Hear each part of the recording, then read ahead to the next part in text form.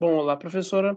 Hoje a gente está aqui para apresentar o artigo, né, escolhido na prática de extração de tratamentos de efluentes de Laboratório de Engenharia Química 2. Eu sou o Caio, juntamente no mesmo grupo a Maria Fernanda, o Gustavo, o Lucas, o Vitor e como professora orientadora, a professora e doutora Miriam Lorena Ceruti. Bom, nós escolhemos aqui o artigo Pulp and Paper Wastewater Treatment with Bottom Ash Using Jar Test, né? Dos autores Gian Pricezelia, Suzila Arita e Tuti Agustina. E, bom, eu separei aqui em alguns tópicos, né, a introdução do nosso artigo, e, bom, que aborda basicamente a introdução, né? A introdução do artigo ela começa abordando a importância da indústria do papel e celulose na Indonésia, que ocupa a sexta posição no mundo em produção de papel e oitava na posição de celulose. No entanto, os resíduos, né, provenientes dessas indústrias é, podem impactar negativamente o meio ambiente, né, uma vez que os processos de produção geram produtos químicos e materiais que podem ser categorizados como resíduos perigosos.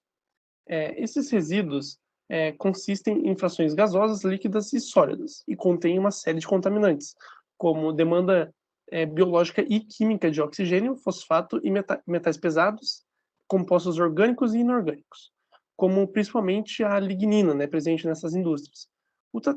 Sendo, então, né, o tratamento necessário, né, para um descarte a fim de minimizar o impacto negativo no meio ambiente. Bom, e a indústria de papel e celulose é uma das principais fontes de poluição ambiental, né, produzindo efluentes e resíduos sólidos que podem ser tóxicos e difíceis de gerenciar.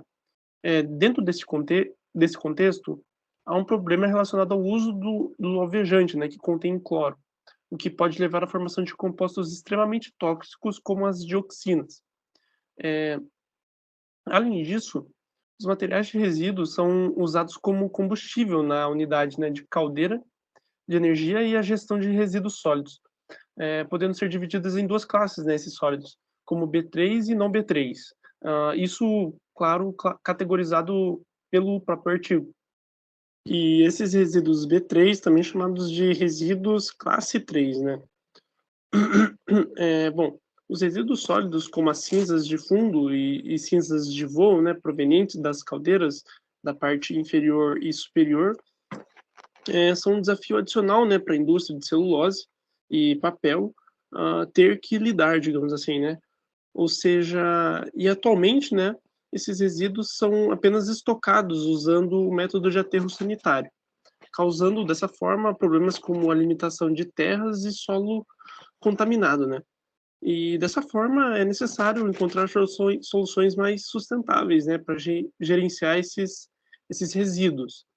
E uma solução proposta pelo artigo, né, que vem sendo estudada é o uso de cinzas de fundo, né, das caldeiras como absorvente para tratar os efluentes industriais da indústria de papel e celulose. As cinzas de fundo contêm, né, componentes como a sílica, a alumina e outros óxidos que podem ajudar na remoção de contaminantes dos efluentes. Além disso, a utilização de cinzas de fundo como absorvente pode reduzir a quantidade, né, de resíduos sólidos que precisam ser armazenados. Os sólidos em destaque, eles são descritos como tendo uma grande área superficial e grande porosidade, né, o que consequentemente a gente pode induzir também, né, e é comprovado que ele tem uma boa capacidade de absorção, sendo utilizado como um absorvente no tratamento de efluentes industriais. Além disso, os autores eles destacam a utilização desse sólido em misturas econômicas de cimento. Bom, essa cinza de fundo ela é descrita como um absorvente potencial devido ao seu preço acessível e composição, sendo bastante abundante, né, em indústrias baseadas em carvão ou lignocelulósicas. Vários pesquisadores eles vêm conduzindo pesquisas referente a essa cinza e a propriedade de adsorção, né? E segundo a literatura, ela é usada como um absorvente eficiente, barato e ecologicamente correto na remoção de impurezas provenientes das indústrias. E, bom, além disso, o artigo ele teve como objetivo também, né, avaliar o desempenho dessas cinzas como um adsorvente no tratamento de efluentes. E é o que a gente vai ver no decorrer da apresentação. Bom, eu sou o Gustavo. Inicialmente, eu vou estar falando dos objetivos. Então, primeiramente, eles tiveram o objetivo de examinar as características das cinzas residuais, bem como do efluente da indústria de papel e celulose, avaliando o efeito do tempo de agitação, da velocidade de agitação, da temperatura de adsorção do adsorvente, no caso a cinza, na diminuição dos parâmetros ambientais do efluente. Falando do processo propriamente dito, os efluentes e as cinzas residuais foram obtidos de indústria de papel e celulose em Sumatra, na Indonésia. O estudo foi realizado através do JAR-teste, sendo que os parâmetros analisados para o tratamento do efluente foram pH, os sólidos totais dissolvidos, a condutividade elétrica e o cloro livre. A caracterização das águas de fundo foram realizadas através de dois processos, o XRF e o SEM, sendo o primeiro a fluorescência dos raios-x e o segundo a varredura através de microscópio eletrônico. Então, primeiramente, as cinzas residuais foram ativadas por tratamento térmico, sendo aquecidas em estufas de 100 e 200 graus Celsius. O processo teve por objetivo retirar a água das cinzas e, nesse sentido, abrindo seus poros, para depois a ativação foram medidas por espectroscopia de fluorescência de raio-x e pela varredura de microscópio eletrônico. Para, nesse sentido, identificar compostos químicos, a composição e a morfologia. Falando agora do processo do JAR-teste, primeiramente, foram pesados 100 gramas da cinza e 500 ml do efluente. Ambos foram colocados em uma lemeia e depois despejados no jarro do equipamento de JAR-teste. Dessa forma, os parâmetros avaliados foram a variação de agitação, que variou de 100, 200 e 300 RPM. A temperatura foi mantida a mesma em todos os jarros, foi a temperatura ambiente mesmo, e o tempo de agitação variou de 10, 20, 30, 40 e 50 minutos. Dessa forma, após o JAR-teste, o material foi filtrado, sendo as cinzas residuais,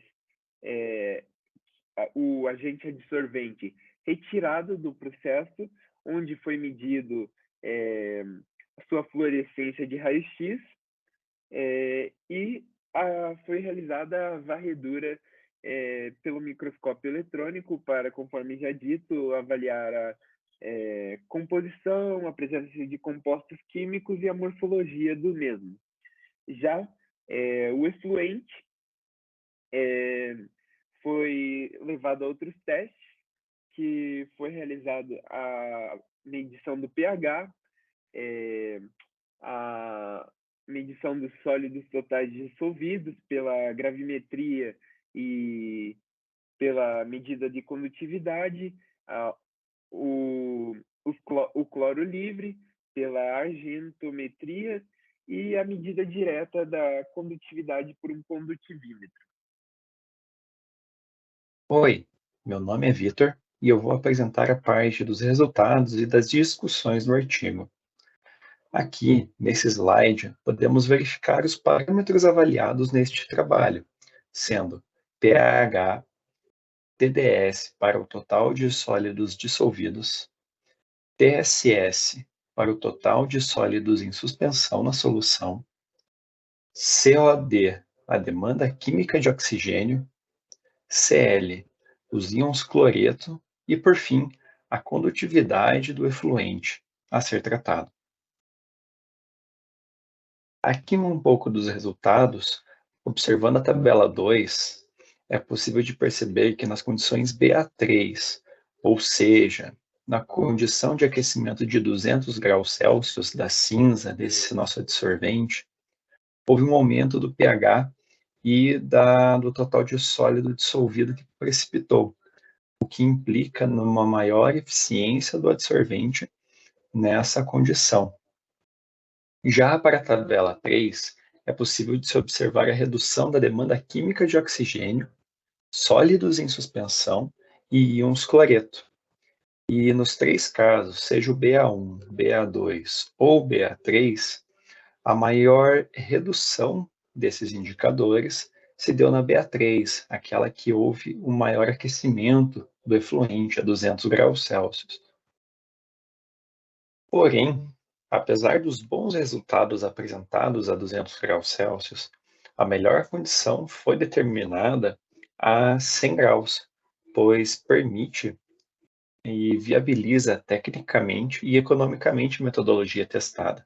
Então, a 100 graus Celsius, nós podemos observar uma redução de 83,7% da demanda química de oxigênio, 61,2% dos sólidos em suspensão e 33,6% dos íons cloreto. Mas por que isso ocorreu? Isso ocorreu principalmente por conta da abertura dos poros da cinza adsorvente. Ao aquecer o material, ele se dilata, portanto, abre o poro. Dessa forma, ele consegue capturar ainda mais contaminantes e poluentes. Então, como resultado final desse tratamento, obteve-se um efluente mais límpido e com a DQO em condições mais aceitáveis. Olá, meu nome é Lucas e neste momento eu tratarei sobre a discussão. Bom, já ficou bem claro que as cinzas de fundo, um tratamento térmico a 200 graus Celsius e submetida a uma velocidade de 100 RPM, consegue ter uma redução bem considerável dos parâmetros analisados. Agora, olhando para a morfologia do grão em si, das cinzas de fundo, da sua superfície, a gente observa numa ampliação de 10.000 que antes do processo há uma deposição bem grande de compostos metálicos. É isso que explica a propriedade do adsorvente de poder ser um potencial coagulante de formar pequenas partículas. Como o Victor citou, depois do processo aumenta os poros, e esse aumento dos poros faz com que, após o processo de agitação, que homogeneiza toda a solução, ele consiga capturar os sólidos suspensos da solução e aí formar o nosso precipitado. Mas e aí, qual é o impacto disso nas cinzas de fundo? Analisando aqui a composição das cinzas de fundo antes e depois do processo de absorção, fica bem claro que houve um aumento do óxido de cálcio e óxido de ferro. Isso ocorreu justamente por causa do quê? Por causa da presença deles no nosso efluente de papel e celulose. Consequentemente, o artigo não cita de onde eles eram oriundos, mas a gente sabe, de um conhecimento prévio, assim, que foram compostos utilizados para ajustar o pH e remover as impurezas do efluente em questão. Em relação aos outros compostos metálicos, a gente observa que não houve muita alteração em relação à composição. Há uma composição meio diferente, principalmente por causa da origem desse material de cinza de fundo, né? Qual foi a incineração de qual resíduo que levou a trazer esse material. Bom, o processo acabou sendo um sucesso dentro do que era previsto. O regime ideal foi esse de 200 graus Celsius a uma velocidade de 100 RPM a 50 minutos, gerando uma redução percentual de 85,3% da demanda química de oxigênio, 77,5% dos sólidos totais suspensos e 26,9% dos íons cloreto. Muito obrigado.